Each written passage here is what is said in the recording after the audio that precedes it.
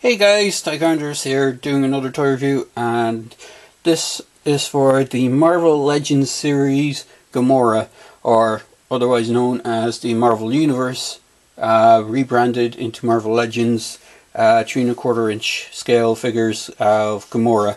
And I have to give shout out to my friend Arnold, and I hope I pronounce his last name as Berrios. I hope that's the right way of pronouncing his name.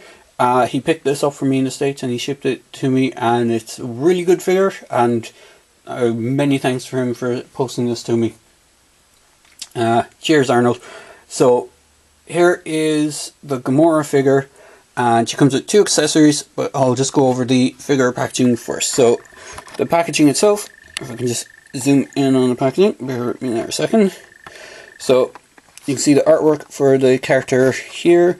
Now, the design for the costume I'm not too familiar with. I'm not really a big follower of the Guardians of the Galaxy characters, so I'm not too sure if this is a current look for her or it's one of her older looks.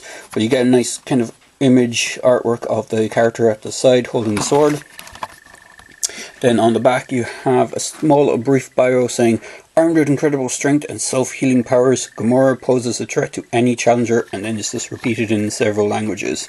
Again, you have all the kind of information like the warnings and the legal customer stuff on the packaging. And then you have the other figures in this wave, so also look for Armored Spider-Man, which is one of the ones I want to try and get as well. I'm not too pushed on the other characters. They really don't. Some of them I don't even recognize, like Living Laser and Marvel's Rage. I've never even heard of. Ant-Man, Marvel's Vision, and Daredevil, of course, I have heard of.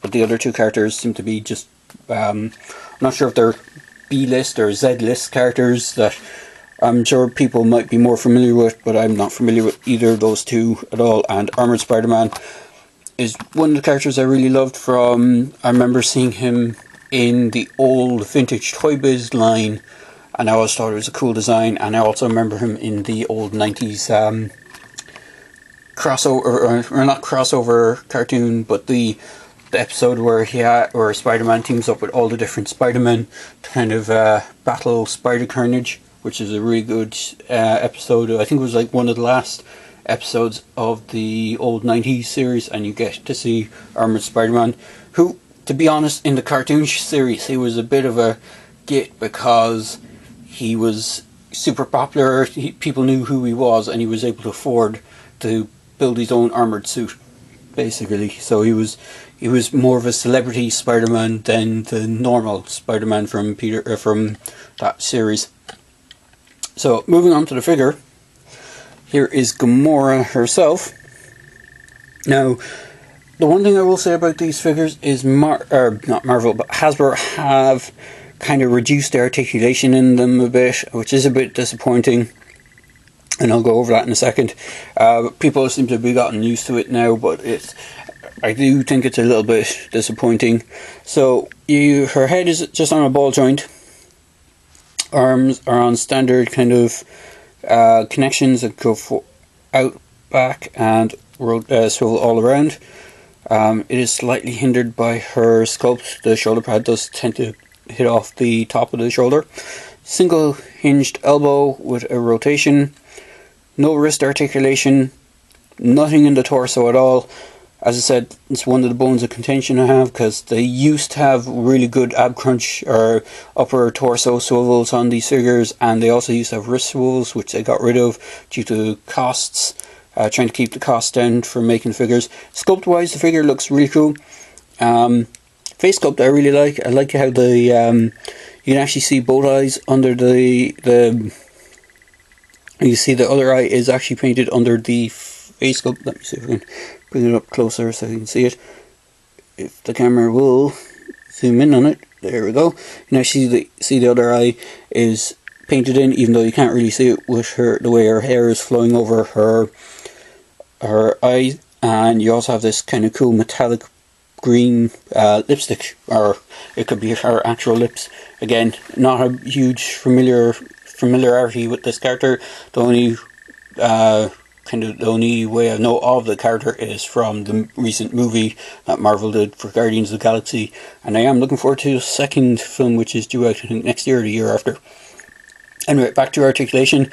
She has kind of standard hips, so she can't really go back because her butt is hindering the sculpt. It can go out the side, but can't really go back.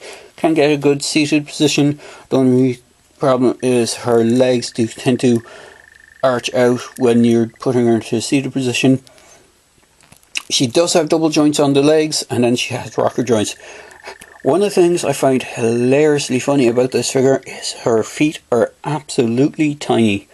If you look at the size of her, the proportions of her legs and hips, they're massive compared to her little itty bitty tiny shoes and little bitty tiny feet. Now, I don't know if that's just the way she's been drawn recently, or it's the way the artwork has been going for her. But if I just bring in one of the other figures, here's one of the Kree, is it Kree? I think they are. Yeah, the Kree warriors. You can see the size difference of her feet. And just for another comparison, here's our feet. Here's our feet compared to one of the standard G.I. Joes. It is tiny, but if you look at the legs, they're way more chunky than the actual G.I. Joe legs as well. So it looks like her feet are a little bit disproportionate to the size of her legs. But it could be just the fact that she's wearing armour all the way down her legs. Or it could be just the way that they've been sculpting her. Now, as for accessories, she does come with 2 accessories. This comes with this really gummy rubbery sword. I'm not sure if it has any meaning, or if it's a specific kind of weapon sword that she's picked up in the comics and she's now wielding or anything like that, but it's intended to fit into her right hand. You can fit it into her, let me just bring it back. It does fit into her right hand quite well. It is intended for the right hand more than the left hand, because the left hand is for her pistol. You can fit it into the pistol hand, but the problem is the grip on the sword is so wide. If you were to keep putting it into both hands, eventually you will stretch the hands over time and you won't be able to hold on to the pistol anymore. The pistol she comes with is this. Let me just put her down for a second. Let's see if I can bring the pistol up. That is the pistol. It's just a light metallic grey pistol. And as far as I'm aware, I don't have it at hand, but I think this is the exact same pistol sculpt that came with the Kang Marvel Universe figure from way back in the day. It looks very familiar and it looks like the same pistol. I could be wrong, it might be a completely new sculpt, but it has a very familiar looking feel to me for it. And as I said, she holds it in her left hand quite well. So you can swap around the weapons, but if you keep swapping them around, the pistol's handle is actually slightly smaller than the sword, so eventually one of the hands will end up getting more outstretched than the other if you keep holding the weaponry in the hands.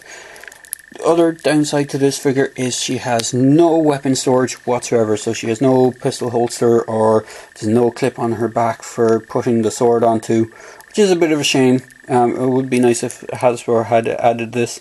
Another thing I will say about the neck articulation is a lot of the older some of the older Marvel Universe figures also had a double hinge neck, so they could actually hinge forward and back and look for up and down, but these newer ones are only on like a single ball joint. So again, Hasbro's explanation for these is cost, to keep the costs down, and just to have the same level of sculpted detail and keep the costs down.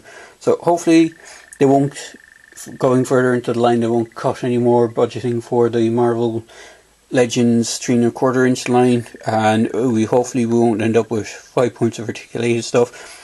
Again, they tend to be doing more 2 inch scale stuff for some reason, and I'm not too sure why, because I don't see it selling that well.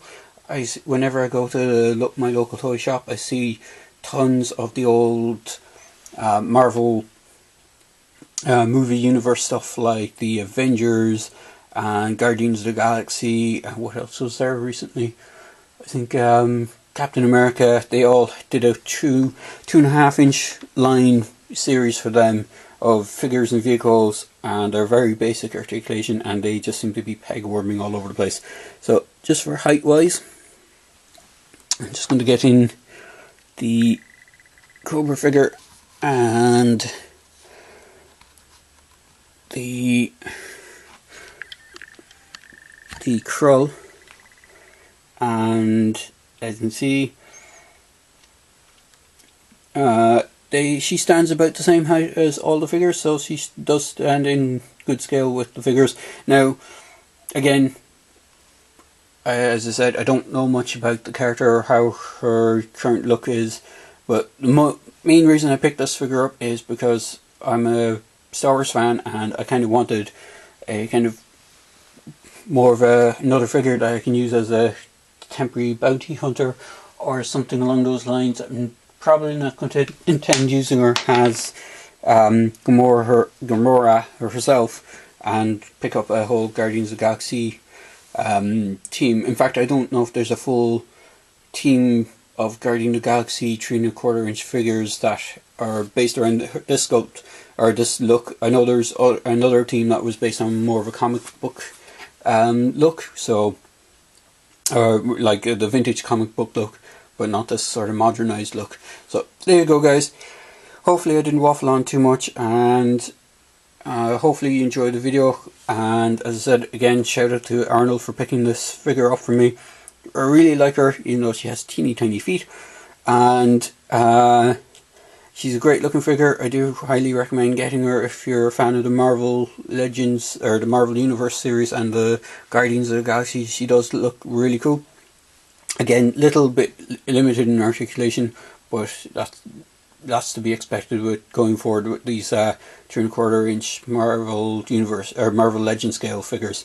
There you go, guys. Hope you enjoyed the review. As I said, if you want to click like, feel free to click like, feel free to subscribe, and feel free to comment on the video as well.